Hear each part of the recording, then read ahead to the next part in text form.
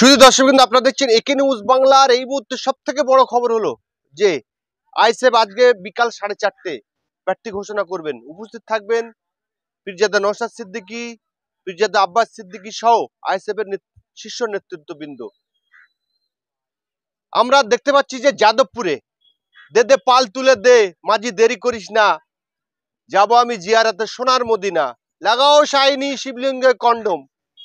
বড় চ্যালেঞ্জের মুখে পড়তে চলেছে। আইএসএফ যে জায়গায় প্রার্থী ঘোষণা করবে, যে 8টি জায়গা, তার মধ্যে কিন্তু যাদবপুর রয়েছে। শাইনি শিবলিঙ্গ কন্ডম আর গান গেয়ে কিন্তু চলবে না, লড়াই হবে শিয়ানে শিয়ানে। এই যে আপনি এসে সংখ্যালঘু এরিয়ায় এসে সংখ্যালঘুদের সুরসুরি দেবেন আর সংখ্যালঘুরা আপনাদেরকে ভোট দেবেন, আর আপনারা বিভিন্ন জায়গায় চুরি ছিনতাই লুটমার চালাবেন, এটা কিন্তু হবে না। দেখেছেন তো গার্ডেনডি সন্দেশখালী মানুষ জেগে উঠেছে, আর এসব গান গেয়ে মানুষকে ভোলানো যাবে না। আসি মেন কোথায়, যে আইএসএফ বামফ্রন্টের সঙ্গে কংগ্রেসের সঙ্গে সংযুক্ত মোর্চা হয়েছিল 2021-এ বিধানসভায়।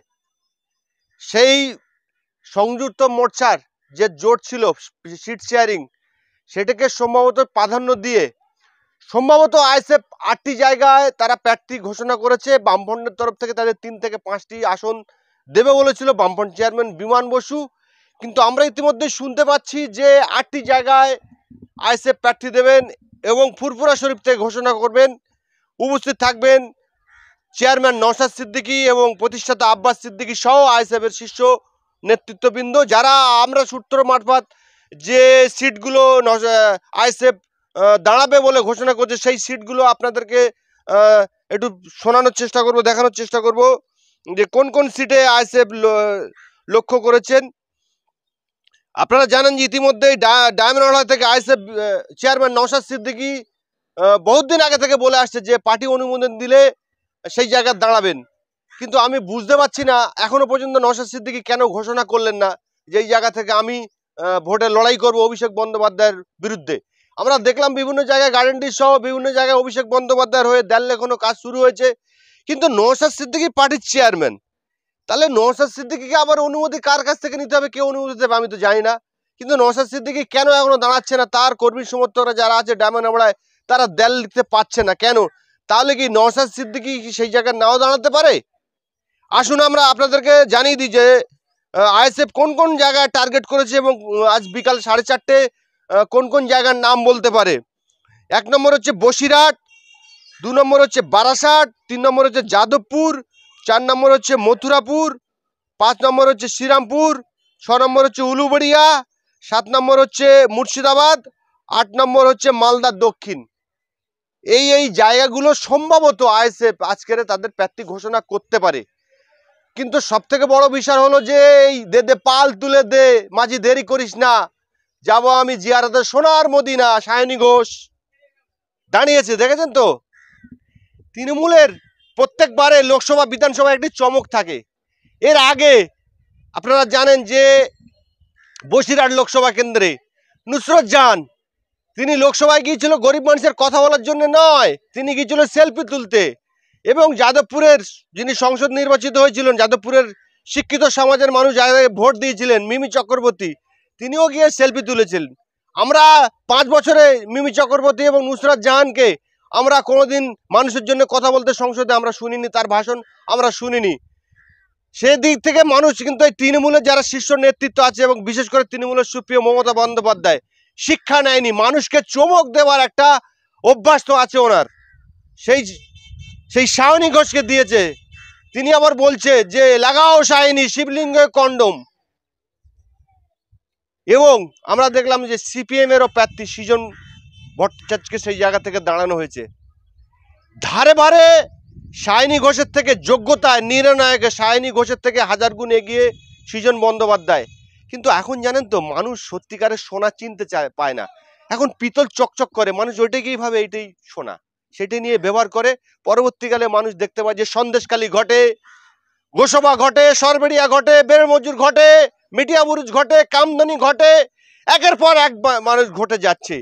যেটা আমরা শুনে এসেছি ছোট থেকে, যেটা বুঝে এসেছি যে বাঙালি বিচক্ষণ, বাঙালি বুদ্ধিজীবী, বাঙালি সব জায়গায় প্রতিবাদ করে, কিন্তু সেটা আর খাটছে না। 2021 সালের পরে, বিধানসভার পরে সেটা আর আমরা দেখতে পাচ্ছি না। বর্তমান শাসক দলের বিরুদ্ধে একের পর এক অভিযোগ আপনারা দেখতে পাচ্ছেন। তিরপল চুরি থেকে নিয়ে চাকরি চুরি, কয়লা চুরি, গরু চুরি, বাদ কোনো জায়গায় যাচ্ছে না, সব জায়গায় চুরি হচ্ছে। তারপরেও তারা বলছে যে আমরা এবারে লোকসভায় ভালো রেজাল্ট করব। আরো একদিক থেকে আমরা দেখতে পাচ্ছি যে দেশের একটি সাম্প্রদায়িক শক্তি আছে, সাম্প্রদায়িক বিজেপি শক্তি, যারা গুজরাটে দাঙ্গা করেছিল। আপনারা জানেন, যারা রাম মন্দির নিয়ে বিতর্ক তৈরি করেছিল, তারা তৃতীয়বার ক্ষমতায় আসতে চলেছে আমি আপনি সাধারণ মানুষের ভোট নিয়ে। তারাও এগিয়ে আসছে, তারাও বলছে এবারে আমরা 30-35টা সিট পাবো। সব দিক থেকে মিলিয়ে আমরা দেখতে পাচ্ছি যে সামনে লোকসভা ভোট অনেকটা কিন্তু চিত্র পরিষ্কার করে দেবে। একটু নওশাদ সিদ্দিকীর বিষয়ে আসি। নওশাদ সিদ্দিকীর বিষয় হলো, নওশাদ সিদ্দিকী এই 24-এর লোকসভা ভোটে আপনি বুঝতে পারবেন যে আপনার দল থাকবে কি থাকবে না। কেন আপনি বিভিন্ন জায়গায় বলেন, বিভিন্ন দুর্নীতি, বিভিন্ন ইস্যু নিয়ে আপনি বলেন 5 টাকা পেনের খোঁচা মারবো, এমন খোঁচা মারবো সবাই বুঝতে পারবে। কিন্তু আমার মনে হয় কি জানেন তো নওশাদ ভাই, আপনার 5 টাকার পেনের খোঁচায় হবে না। আপনি পেনের দামটা একটু বাড়িয়ে দিন, হয়তো বাড়িয়ে দিলে হয়তো কিছু হতে পারে। নতুবা আপনি বলেছিলেন, কবে বলেছিলেন? তখন লোকসভা ভোটের কোনো নামগন্ধ আমরা শুনতে পাইনি। আপনি বলেছিলেন অভিষেক বন্দ্যোপাধ্যায়কে ডায়মন্ড হারবার থেকে হারিয়ে কালীঘাটে পাঠিয়ে দেবো। সেই ডায়মন্ড হারবার আপনাকে এখনো প্রার্থী ঘোষণা করতে এত দেরি কেন? আমরা দেখতে পাচ্ছি বামফ্রন্টের পক্ষ থেকেও আপনাকে সিগন্যাল দেওয়া হচ্ছে যে নওশাদ সিদ্দিকী যদি দাঁড়ায় আমরা সেই জায়গায় সমর্থন দেব। কংগ্রেসও প্রার্থী দেবে না। তাহলে আপনি পার্টির চেয়ারম্যান, কেন দাঁড়ায় এত দেরি করছেন? আজকে আপনি সত্যি সত্যি ডায়মন্ড হারবার প্রতিনিধিত্ব করবেন? আজকে ঘোষণা হবে ডায়মন্ড হারবার অভিষেকের বিরুদ্ধে সংযুক্ত মোর্চার প্রার্থী এবং আইএসএফের প্রার্থী আপনি হবেন। যদি না হতে পারেন, অন্য কোনো জায়গায় যদি হন, আমরা সূত্র মারফত খবর পাচ্ছি আপনি নাকি বসিরহাট থেকে দাঁড়াবেন। যদি আপনি বসিরহাট থেকে দাঁড়ান কিংবা অন্য কোনো জায়গা থেকে দাঁড়ান, তাহলে কিন্তু আপনার পার্টির এই জায়গায় ডিএন ঘটে যাবে। কেন আপনি যেভাবে মিডিয়া এবং সোশ্যাল মিডিয়ার মাধ্যমে বলে এসছেন যে ডায়মন্ড হারবার থেকে দাঁড়াবো এবং ডায়মন্ড হারবার মানুষ মনে মনে ঠিক করে নিয়েছে কিছু মানুষ আপনাকে ভোট দেবেন, সেই জায়গা থেকে যদি আপনি সরে যান তাহলে কিন্তু আপনাকে মানুষ বিশ্বাস করবে না। এই বলে আজকের শেষ করছি। আজকের 4:30-র দিকে আমাদের নজর থাকবে যে আজকে 4:30 আইএসএফ এর প্রার্থী তালিকা ঘোষণা হবে। আমরা দেখব কোন কোন জায়গায় আইএসএফ প্রার্থী তালিকা ঘোষণা করে।